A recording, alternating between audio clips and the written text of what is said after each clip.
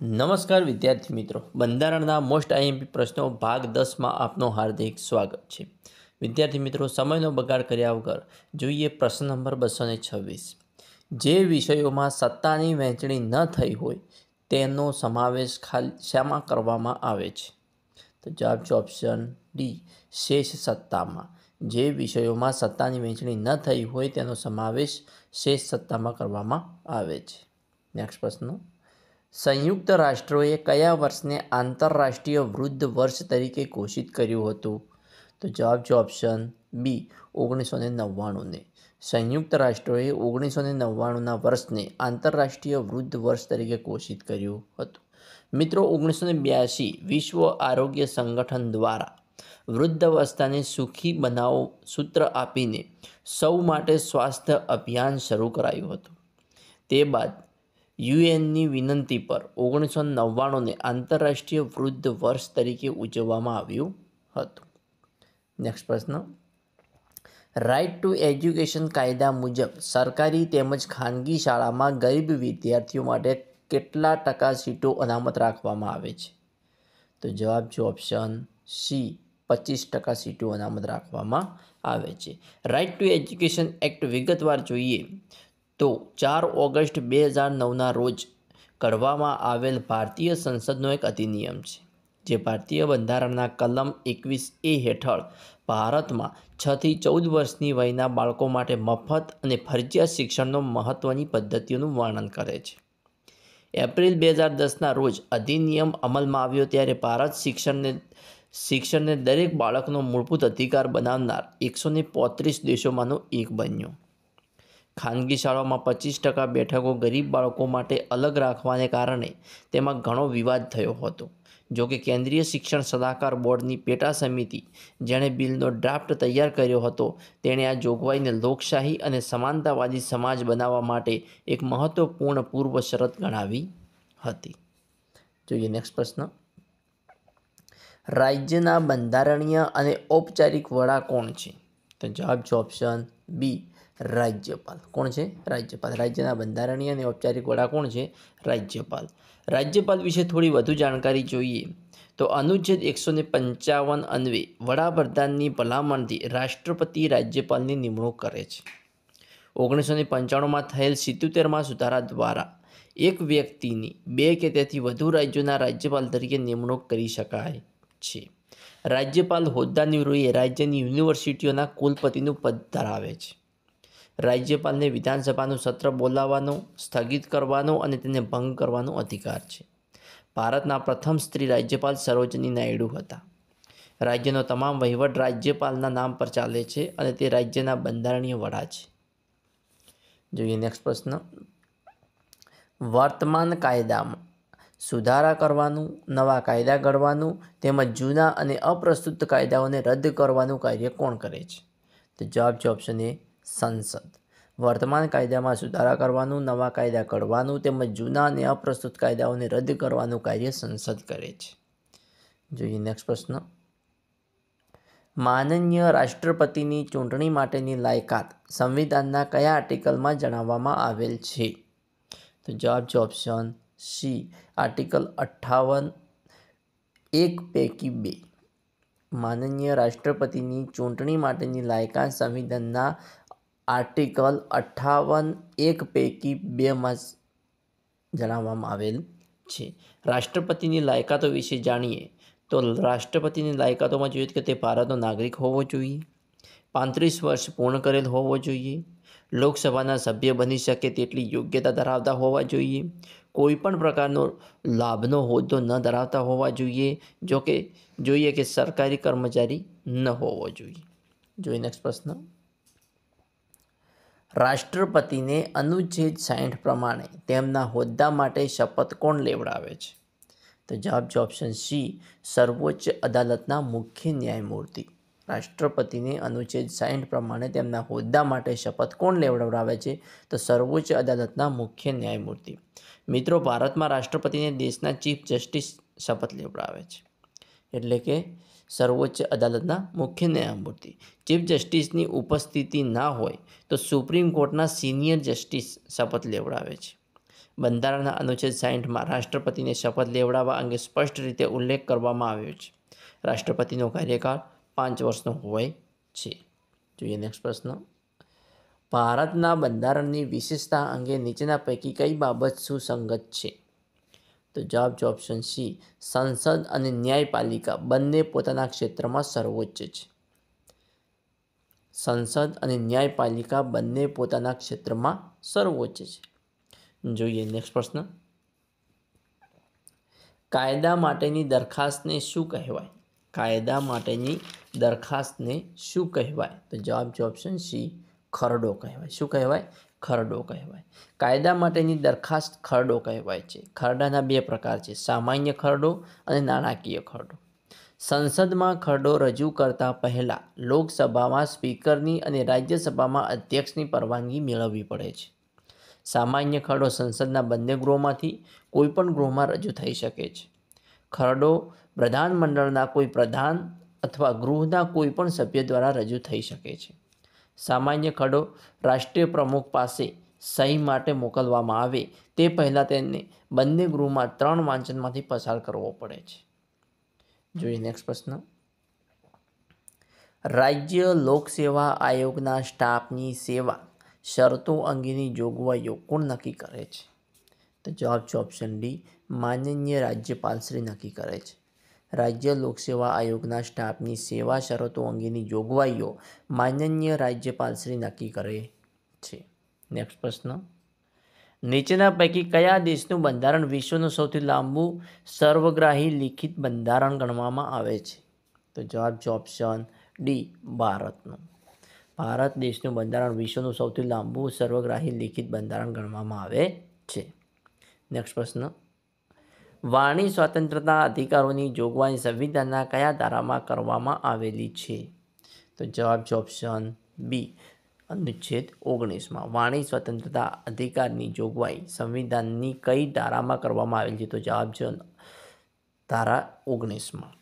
મિત્રો, અનુચ્છેદ 19માં બંધારણ દ્વારા નાગરિકોને 6 પ્રકારની સ્વતંત્રતાઓ આપવામાં આવી છે.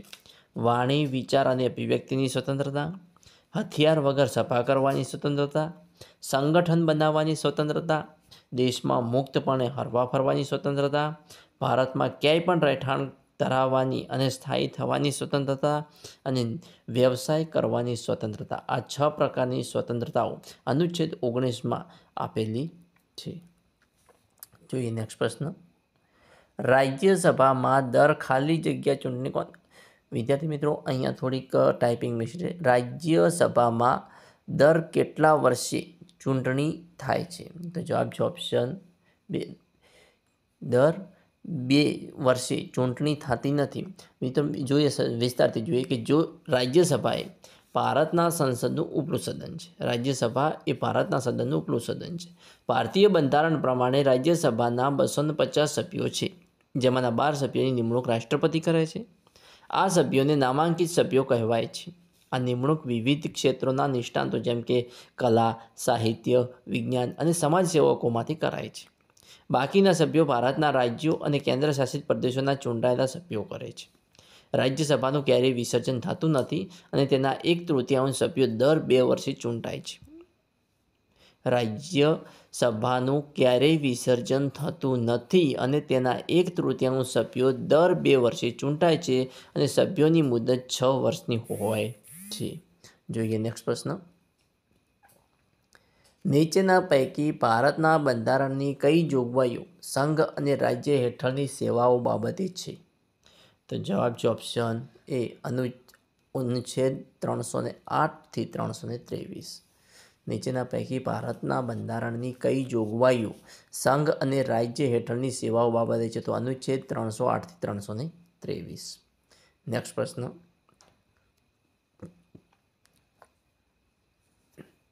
ભારત સંઘના કેટલામાં રાજ્ય તરીકે ગુજરાતની સ્થાપના થઈ હતી? તો જવાબ છે ઓપ્શન સી, 15માં રાજ્ય તરીકે. ભારત સંઘના 15માં રાજ્ય તરીકે ગુજરાતની સ્થાપના થઈ હતી.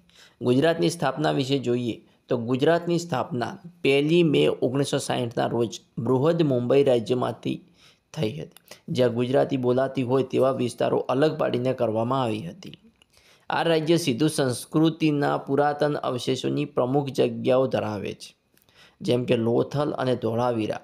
લોથલ વિશ્વનું સૌપ્રથમ બંદર હતું એવું માનવામાં આવે છે અને જે ગુજરાતમાં આવેલું છે. જોઈએ નેક્સ્ટ પ્રશ્ન. ધરપકડ કરાયેલ વ્યક્તિને ધરપકડની 24 કલાકમાં નજીકના મેજિસ્ટ્રેટ સમક્ષ રજૂ કરવાની જોગવાઈ એ સંવિધાનના કયા અનુચ્છેદમાં જણાવવામાં આવેલ છે? તો જવાબ છે ઓપ્શન એ, અનુચ્છેદ 22માં. ધરપકડ કરાયેલ વ્યક્તિને ધરપકડની 24 કલાકમાં નજીકના મેજિસ્ટ્રેટ સમક્ષ રજૂ કરવાની જોગવાઈ છે. આ સંવિધાનના કયા અનુચ્છેદમાં જણાવવામાં આવેલ છે? તો અનુચ્છેદ 22માં જણાવવામાં આવેલ છે. અનુચ્છેદ 22માં જોગવાઈ છે કે ધરપકડ સામે સુરક્ષાનો અધિકાર. વ્યક્તિની કારણ વગર ધરપકડ ન કરી શકાય અને ધરપકડ થઈ હોય તો 24 કલાકમાં મેજિસ્ટ્રેટ સમક્ષ હાજર કરવાનું જરૂરી છે. જોઈએ નેક્સ્ટ પ્રશ્ન. ભારતીય બંધારણમાં કેન્દ્ર અને રાજ્યો વચ્ચે સત્તાના સ્પષ્ટ વિભાજનની કેટલી યાદીઓ મૂકવામાં આવી છે? તો જવાબ છે ઓપ્શન બી, 3 યાદીઓ મૂકવામાં આવી છે. 3 યાદીઓ હતી. 3 યાદીઓ કઈ?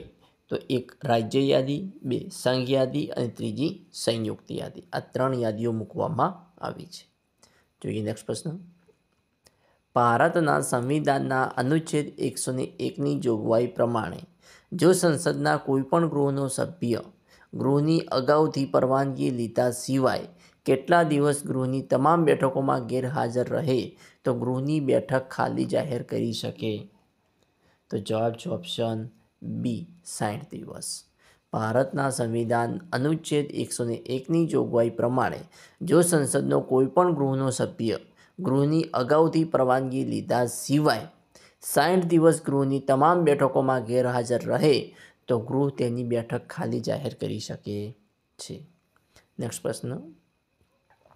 અંદાજપત્ર કોણ તૈયાર કરે છે? તો જવાબ છે ઓપ્શન સી, નાણાપ્રધાન. અંદાજપત્ર નાણાપ્રધાન તૈયાર કરે છે. નેક્સ્ટ પ્રશ્ન. મેમોરેન્ડમ ઓફ પ્રોસિડર શબ્દો હાલમાં સમાચારમાં આવે છે તે કઈ બાબત સાથે સંકળાયેલા છે? તો જવાબ છે ઓપ્શન બી, ન્યાયાલયોમાં નિમણૂક માટે. મેમોરેન્ડમ ઓફ પ્રોસિજર શબ્દો હાલમાં ન્યાયાલયોમાં નિમણૂક માટે સંકળાયેલા છે. જોઈએ નેક્સ્ટ પ્રશ્ન. કેન્દ્ર સરકાર સ્તરે નીચેના પૈકી કયા અનુચ્છેદથી ભારતના બંધારણમાં વિનિયોગ વિધેયકની જોગવાઈ કરવામાં આવેલ છે? તો જવાબ છે ઓપ્શન ડી, અનુચ્છેદ 114. કેન્દ્ર સરકાર સ્તરે નીચેના પૈકી કયા અનુચ્છેદથી ભારતના બંધારણમાં વિનિયોગ વિધેયકની જોગવાઈ કરવામાં આવેલ છે? તો અનુચ્છેદ 114માં. નેક્સ્ટ પ્રશ્ન. સર્વોચ્ચ અદાલતમાં એક મુખ્ય ન્યાયાધીશ ઉપરાંત અન્ય કેટલા ન્યાયાધીશો હોય છે? તો જવાબ છે ઓપ્શન બી, 33. સર્વોચ્ચ અદાલતમાં એક મુખ્ય ન્યાયાધીશ ઉપરાંત 33 ન્યાયાધીશો હોય છે. જોઈએ નેક્સ્ટ પ્રશ્ન. લોકપાલ શબ્દ સૌ પ્રથમવાર કોના દ્વારા પ્રયોજવામાં આવ્યો? લોકપાલ શબ્દ સૌ પ્રથમવાર કોના દ્વારા પ્રયોજવામાં આવ્યો? તો જવાબ છે ઓપ્શન ડી, LM સિંઘવી દ્વારા પ્રયોજવામાં આવ્યો. લોકપાલ વિશે વાત કરીએ તો લોકપાલ શબ્દ 1963માં ફરિયાદ પદ્ધતિઓ અંગે સંસદીય ચર્ચા દરમિયાન સંસદ સભ્ય લક્ષ્મીમલ્લ સિંઘવી દ્વારા રજૂ કરવામાં આવ્યો હતો. આ શબ્દ સંસ્કૃત શબ્દ લોકપાલ પરથી આવ્યો છે, જેનો અર્થ લોકોની સંભાળ રાખનાર થાય છે. લોકપાલ શબ્દનો અર્થ શું થાય છે ગુજરાતીમાં? લોકોની સંભાળ રાખનાર. જોઈએ નેક્સ્ટ પ્રશ્ન. ગોવા, દમણ અને દીવ પોર્ટુગીઝ શાસનમાંથી ક્યારે મુક્ત થયા? તો જવાબ છે ઓપ્શન સી, ડિસેમ્બર 1961માં ગોવા, દમણ અને દીવ પોર્ટુગીઝ શાસનમાંથી મુક્ત થયા. મિત્રો, ગોવા, દમણ અને દીવ એ ભારતીય પ્રજાસત્તાકનો એક કેન્દ્રશાસિત પ્રદેશ હતો, જેની સ્થાપના 1961માં પોર્ટુગીઝે ભારતની મુક્તિ બાદ થઈ હતી, જેના પ્રથમ રાજ્યપાલ મેજર જનરલ કેપી કેન્ડેથ હતા. 30 મે 1987ના રોજ ભારતીય સંઘમાં પ્રદેશના ગોવા ભાગને પૂર્ણ રાજ્યનો દરજ્જો આપવામાં આવ્યો હતો. ડિસેમ્બર 2019 સુધી દમણ અને દીવ એક અલગ પ્રદેશ રહ્યા, જ્યારે તેને દાદરા અને નગર હવેલીમાં ભેળવી દેવામાં આવ્યું અને આજે તે દાદરા અને નગર હવેલી અને દમણ અને દીવનો એક પ્રદેશ છે. જોઈએ નેક્સ્ટ પ્રશ્ન. રાષ્ટ્રના વડા તથા પ્રજાસત્તાકના પ્રથમ નાગરિક કોણ છે? તો જવાબ છે ઓપ્શન એ, રાષ્ટ્રપતિ. રાષ્ટ્રના વડા તથા પ્રજાસત્તાકના પ્રથમ નાગરિક છે રાષ્ટ્રપતિ. વિદ્યાર્થી મિત્રો, આવા નેક્સ્ટ મોસ્ટ આઈએમપી પ્રશ્નો જોવા મારી ચેનલને સબસ્ક્રાઈબ કરવાનું અને તમારા મિત્રો સાથે લિંક શેર કરવાનું ના ભૂલતા. Thanks for watching my video.